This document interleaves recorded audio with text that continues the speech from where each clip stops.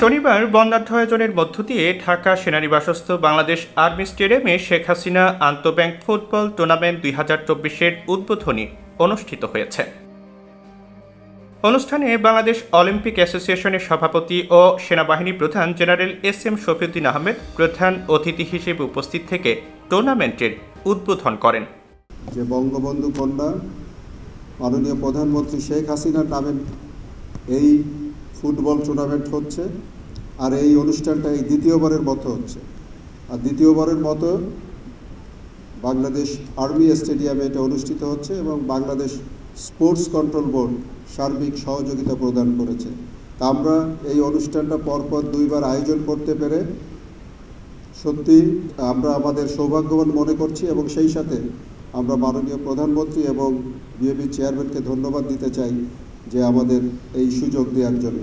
উদ্বোধনী অনুষ্ঠানে সভাপতিত্ব করেন বাংলাদেশ অ্যাসোসিয়েশন অব ব্যাংকস এর চেয়ারম্যান মোহাম্মদ নজরুল ইসলাম মজুমদার। পরে সেনাবাহিনী প্রধান মিউচুয়াল ট্রাস্ট ব্যাংক ও ইস্টার্ন ব্যাংকের মধ্যে অনুষ্ঠিত উদ্বোধনী ম্যাচ উপভোগ করেন।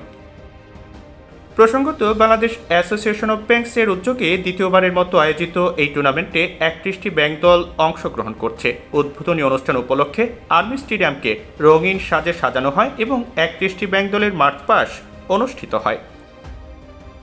এই অনুষ্ঠানে সেনাবাহিনীর ঊর্ধ্বতন সামরিক কর্মকর্তাগণ শেখ হাসিনা আন্তঃব্যাংক ফুটবল টুর্নামেন্ট 2024-এর আয়োজক কমিটির চেয়ারম্যান ও সদস্য সচিব, বিএবির সদস্য ব্যাংকগুলোর চেয়ারম্যান, পরিচালক, ব্যবস্থাপনা পরিচালক ও ঊর্ধ্বতন নির্বাহীবৃন্দ, অংশগ্রহণকারী দলের খেলোয়াড়বৃন্দ, গণ্যমান্য ব্যক্তিবর্গ এবং গণমাধ্যম ব্যক্তিবর্গ উপস্থিত ছিলেন।